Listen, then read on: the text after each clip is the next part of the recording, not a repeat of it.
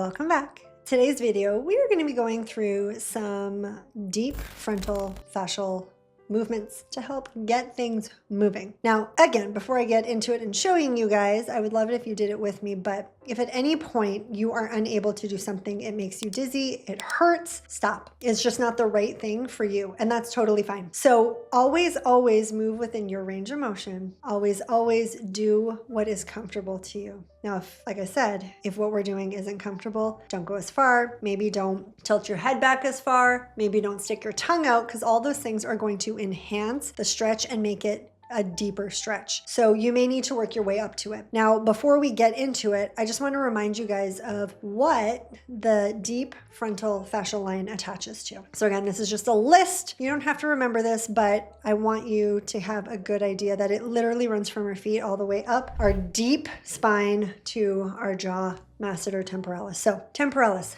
masseter, jaw, our hyoid, the muscles in the front of our neck, so our deep cervical fascia, our pericardium, so the connective tissue surrounding our heart, our mediastinal fascia, our lumbar spine, our diaphragm, so our diaphragm all within the inside of our rib cage, down our lumbar spine, the front, so all the vertebral bodies, iliacus psoas, so the inside of our hips, pelvic floor, our adductor muscles, so the muscles on the inside of our thighs that bring our legs together, our tibia, our flexor hallucis longus, so our big toe, our posterior tibialis, and our plantar fascia of the foot. A lot. So as you'll see, we're going to be doing different exercises that are going to help with stretching and elongating that fascia. Now again, these movements are fantastic, they're great, but if you are not getting up and moving your body frequently, or if you are not hydrated, doing this is not going to be a be-all end-all magic wand. We have to also hydrate, we have to move our body, we have to do,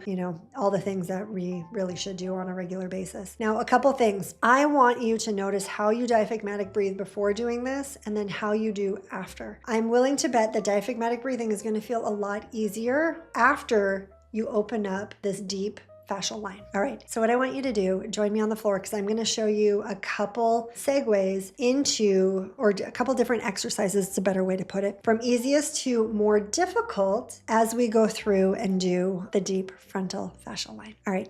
Join me on the floor. Okay, the first one that we're gonna do is we're gonna do modified cobra pose. Now, I'm saying modified because I'm not gonna give you the cues that a yoga instructor would give you, because my goal is to stretch the deep frontal fascia, okay? So please keep that understanding while we're going through this. So what we're gonna do is we're gonna lay on the floor. I'd like you to have your feet flat. Now, if you can't have your feet flat, that's fine. You can have your toes under you, but this is going to extend that stretch through all of that line. Now, one thing I want you to think of, your big toes, push your big toes into the floor. Now, what I want you to do, laying flat, hands under your shoulders, nose down, you are going to push up as far as you can. Now, you can extend it a little bit more and get more of a curve in your back.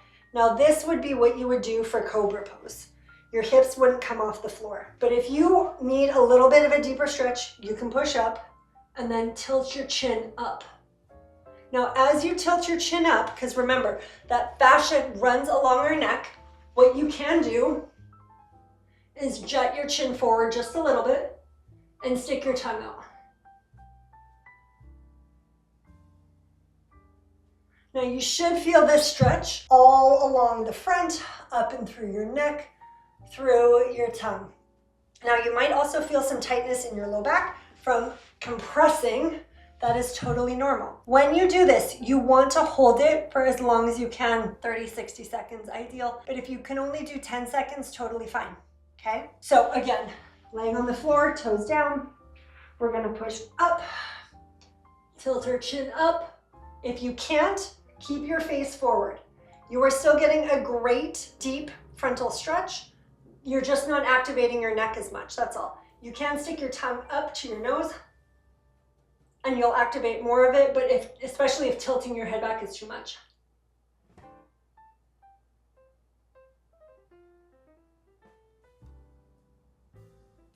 Perfect. Come on down. Wonderful. Now what I want you to do, you're gonna meet me seated in a chair. Okay, sitting in a chair, what we're gonna do is we're gonna put our hips, our butt against the back of the chair, feet flat on the floor. We're gonna put our hands behind our head, and what we're gonna do is we're going to arch back as far as we can. And this one is going to be a little easier and different than the Cobra one.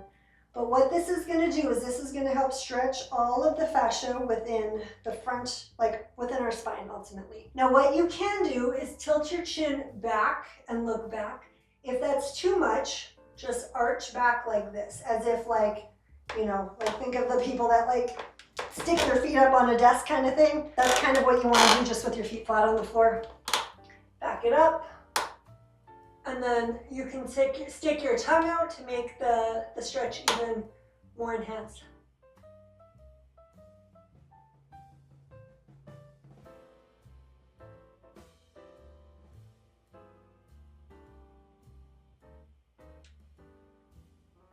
And then bring it up.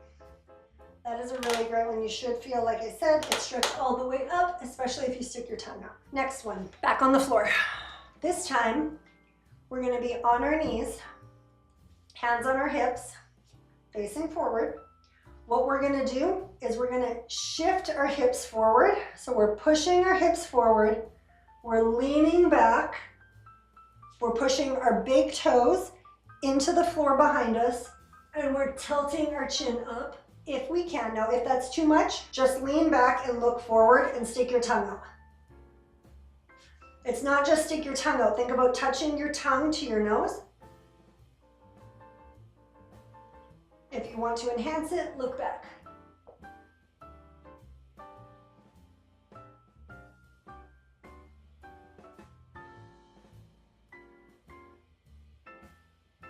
Come on back.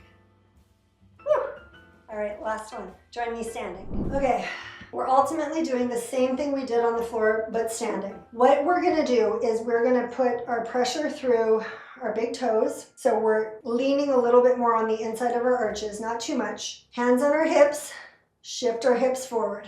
So we're pushing forward, our shoulders are coming back. And if this is all you can do, this is what you do. To really get that stretch through your sternum up, we're gonna look up and back. Again, if you want to enhance it, tongue up toward your nose.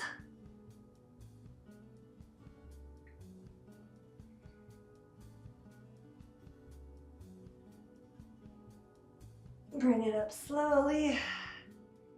And those are a couple of the deep frontal stretches that work super well at releasing that tight fascia. Now again, please do what you can within your range of motion, your comfort level. If something hurts, you get dizzy, don't do it, back it off and take it down. You can start with seated, go to Cobra, do kneeling, and then the standing one. Let me know how this goes. Tell me, how did you think? And what I would love for you to do is, after you do this, do some diaphragmatic breathing and see, do you have an easier time activating your rib cage, expanding your rib cage 365 degrees after doing this? I'd love to hear your guys' experience with these stretches. Thanks for being here. Happy training.